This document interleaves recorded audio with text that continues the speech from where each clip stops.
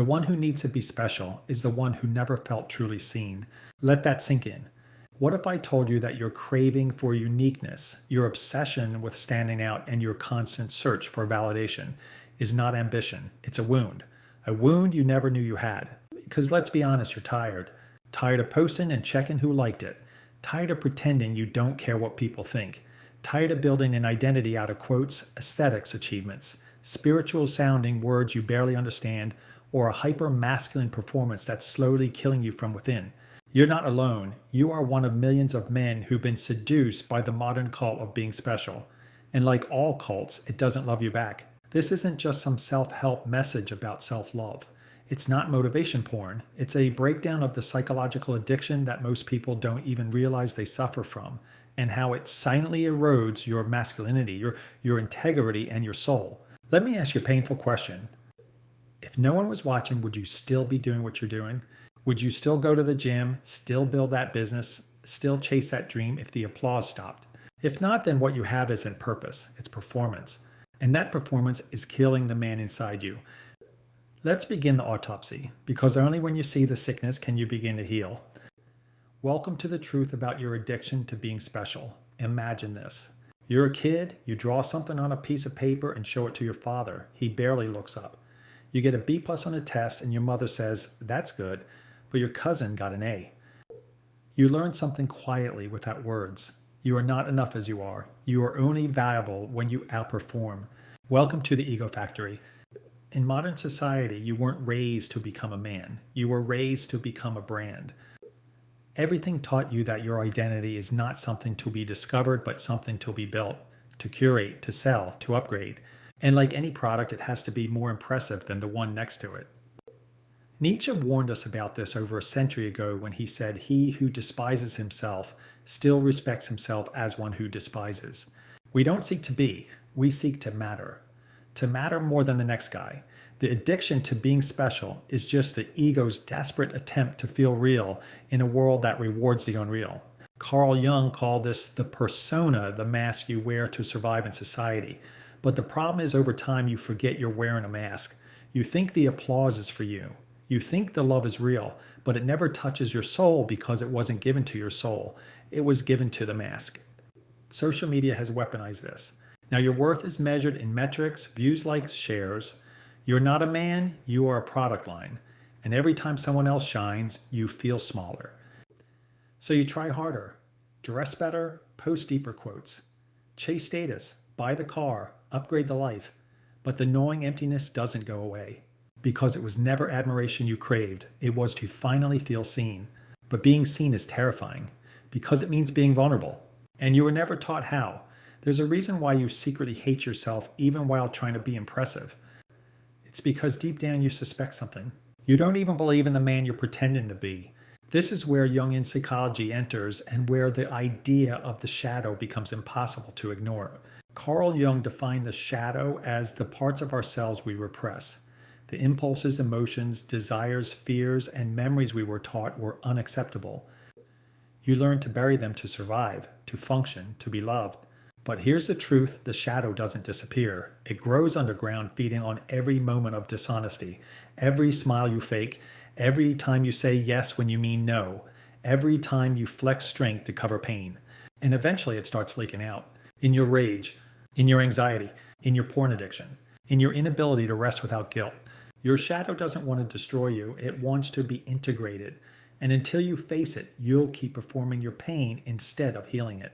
Here's what makes it worse. The more successful you become without shadow work, the more fragile you become. Because you're building your identity on a half-truth, on a self that avoids depth. That's why so many powerful men implode. Why fame feels like hell. Why you can be admired and suicidal in the same moment. Shadow work is not about fixing you, it's about reclaiming you. It means owning your envy instead of masking it with fake support. Admitting your fear of abandonment instead of pretending to be stoic. Acknowledging that your confidence is often just performance with better lighting. When you begin to do this, something changes. You stop needing to be special, because finally, you're real. Let me ask you something you won't want to answer. If everyone stopped clapping, would you still clap for yourself? No likes, no praise, no one calling you impressive. Would you still wake up and do the hard things? Or has your life become a constant audition for love you never received as a boy? The applause feels like oxygen. But here's the catch: the more you need it, the more you're suffocating without even knowing it. Psychologists call this external validation dependence. Jung would call it an ego inflated by projection. Nietzsche might say you're confusing being seen with being real. But here's the brutal truth.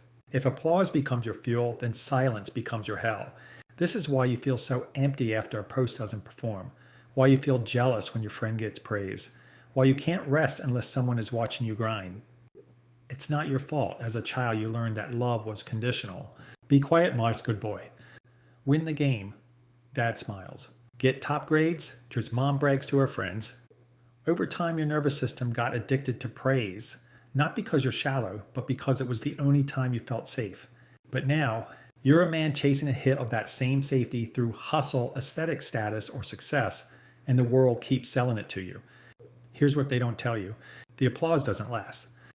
It fades. People forget. You have to top your last performance, always. You become a slave to your own image. And worst of all, you never know if they love you or just the role you're playing. That's why men crash when they finally make it, because the applause got loud enough for them to hear how empty it really was. And they realize, the whole time I was building a house on borrowed breath. You probably heard it everywhere: be better, level up, upgrade yourself.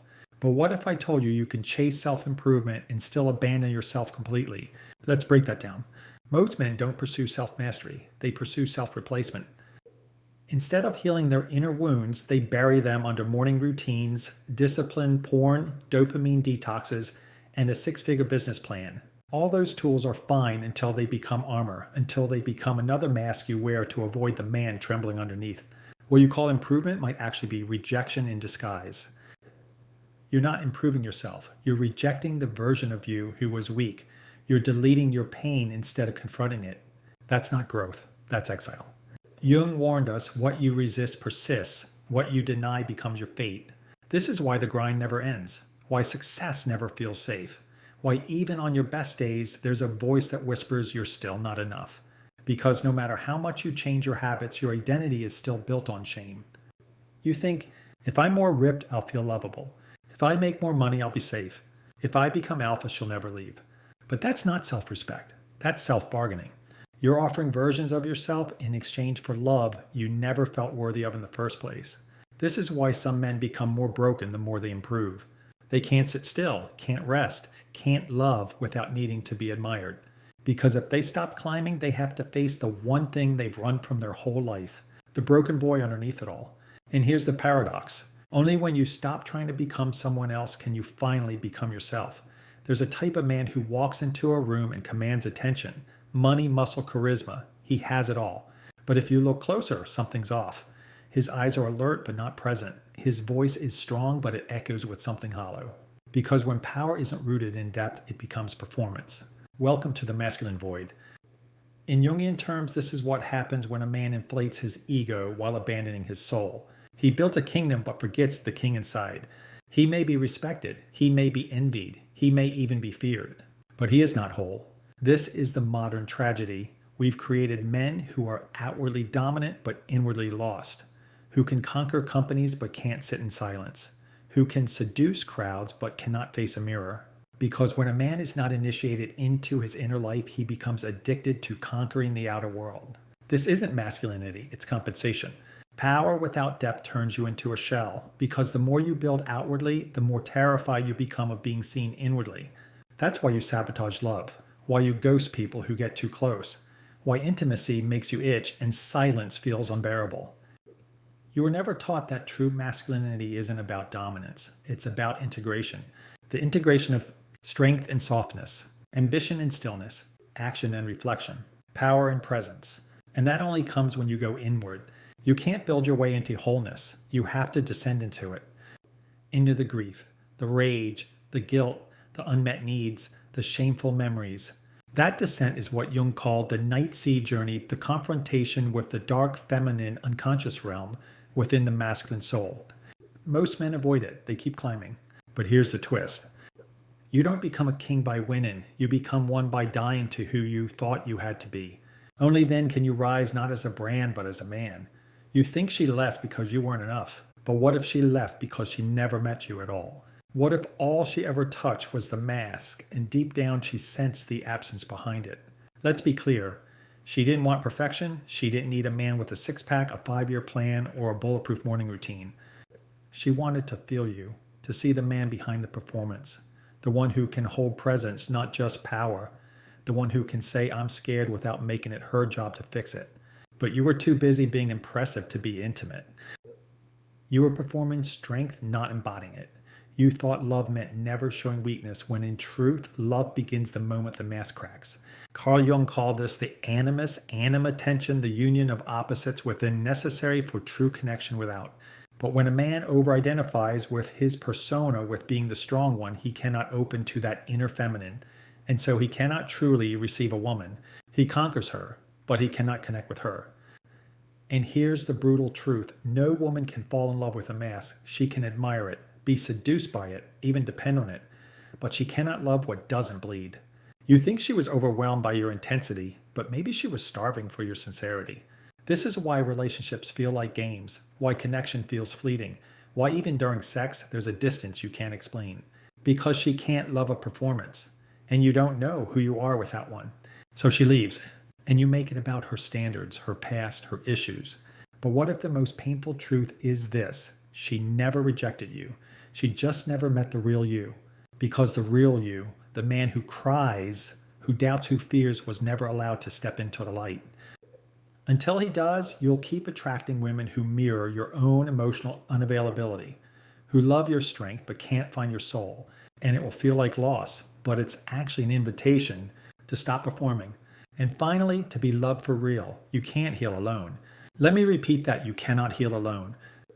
Not because you're weak, but because the parts of you that are most wounded were shaped in relationship. And only through relationship can they be reshaped. Most men try to solve their inner crisis by isolating, by grinding in silence, by figuring it out alone. They call it discipline. But often it's just hidden shame. Jung called it the unlived life of the father, the weight men carry from generations of silent suffering, stoic detachment, and emotional exile. And here's what makes it worse. Modern masculinity glorifies the lone wolf, but in the wild, the lone wolf dies. What you need is a mirror, but not one that flatters you, one that reflects you. You need other men, men who see through your bullshit, men who don't need your mask, men who don't flinch when you show your wounds. Because here's the thing, until another man looks you in the eye and says, I see you, I've been there, and your still worthy part of you will always feel like you have to earn your place in that world. Brotherhood is the place where your shadow gets witnessed without being punished, where your pain isn't a threat, it's a passage, where you stop competing and start revealing. This is how the false self dies, not by reading books, not by becoming better, but by letting another man sit with the version of you that you were taught to hide. Brotherhood is not about hype, it's about honor. And when you find it, you stop trying to prove yourself. You start remembering who you were before the world told you who to be. There comes a moment when it all collapses. The hustle stops working, the persona cracks, the applause quiets, and you're left staring into the abyss with no one clapping, no one watching, and nothing left to prove. This is what the world calls a breakdown. But in myth psychology and initiation rites across history, this moment is sacred. It is the death before the rebirth. Carl Jung called it the night sea journey. Nietzsche called it the crucifixion of the self. And every man must go through it if he is ever to be truly free. Here's the truth. The pain you're feeling is not the end of you. It's the end of who you're not. The breakdown happens because the false self can't carry the weight of your soul anymore. It wasn't built for that. It was built to survive, to please, to perform. So when it falls apart, let it. Let the identity collapse. Let the mask rot. Let the goals that weren't even yours burn to the ground. Because what comes after is you. Not the version that others demanded, not the version you marketed, but the real you, raw, scared, uncertain, and infinitely more powerful. The kind of power that doesn't scream, the kind of worth that doesn't beg, the kind of peace that can't be bought or liked or shared. If you're in this moment now, don't rush it, don't numb it, don't fix it. Let it break you open, because your soul has been whispering for years. Please let me come home. This is not your destruction. This is your initiation. Let's be honest, you've spent years trying to be light. It started with your parents, then your peers, then teachers, bosses, women, strangers on the internet. Every step of the way, you shaped yourself into someone more acceptable, more impressive, more right.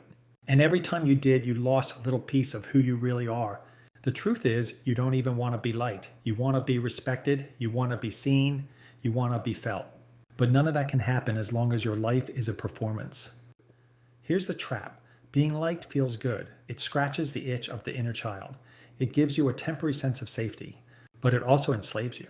Because if being liked is the goal, then every room you walk into holds the power to unmake you, and your peace will always belong to other people's opinions. Jung warned us the privilege of a lifetime is to become who you truly are, but you can't become you while trying to be what they want. You must choose approval or authenticity, because you can't have both. Being real comes at a cost. Some people will pull away. Some will feel threatened. Some will say you've changed. But the ones who stay, they'll finally meet you. Not the curated self, not the impressive one, not the polished projection, the real one. And here's the paradox. When you stop trying to be liked, you start becoming lovable. Because your truth has a gravity that no charm can fake. So stop chasing their permission. Start living in your own damn skin. You weren't born to be liked. You were born to be free. You've seen him. He walks in not loud, not flashy, but the room shifts. Not because he talks, but because he doesn't need to. That is the power of silent integrity. It's the kind of power that can't be performed. It can't be faked, and it can't be stolen by applause. Carl Jung spoke of the self, the integrated man. Not the man who plays roles, but the man who has made peace with every part of himself. You feel him when he's near. Because he doesn't seek validation, he emanates presence. And here's the hard truth. The louder you are, the more likely you're compensating for something unresolved. True strength doesn't scream, it listens, it watches, it acts when necessary and walks away when it's not. A dangerous man is not one who can dominate a room, it's one who doesn't need to, because he knows. His value isn't up for debate. His worth isn't based on reaction. His truth doesn't need to be proven. This is the man who isn't trying to be special, he's trying to be true. And truth, when lived fully, is the most intimidating force in the world. Here's what silent integrity looks like. Saying no without guilt. Walking away without explanation. Holding space without rescuing. Acting from values, not emotions. And when you begin to embody that, you don't chase validation. Validation starts chasing you. Because people can feel it. You've stopped performing. You've stopped explaining. You've started being. And that's the man the world can't manipulate.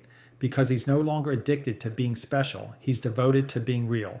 If you've made it this far, it means something inside you already knows. You don't want to be special. You want to be free. Free from the addiction to being noticed. Free from the prison of performance. Free from the weight of always having to prove that you matter. The truth is, you always did. You mattered when you failed. You mattered when you were confused. You mattered when you were silent, awkward, broken. You didn't need to be impressive. You just needed to be seen. And the person who most needs to see you is you. Not the version of you that's optimized. Not the you with the perfect physique or perfect mindset. But the man underneath all of it, the one who's been screaming to be let out since the day you first learned to hide. This is your exit door. You don't have to keep climbing the ladder of validation. You don't have to keep editing your truth so others feel comfortable. You don't have to play the game where no one ever wins. Because here's the paradox. The moment you stop trying to be special, you become whole. And a whole man, he doesn't need a spotlight. He is the light. So what now you choose? You can go back to the addiction, to chasing applause, to being liked, to proving yourself. Or you can walk away, quietly, decisively, without needing anyone to clap for it. Because when you no longer need anyone to confirm your value, that's when you become undeniably valuable. Welcome back. You were never meant to be special. You were meant to be free. If this resonated, tell me. Not because I need applause, but because maybe you're done performing too. Drop a comment below. Let's rebuild a world where men can stop performing and start being. Subscribe.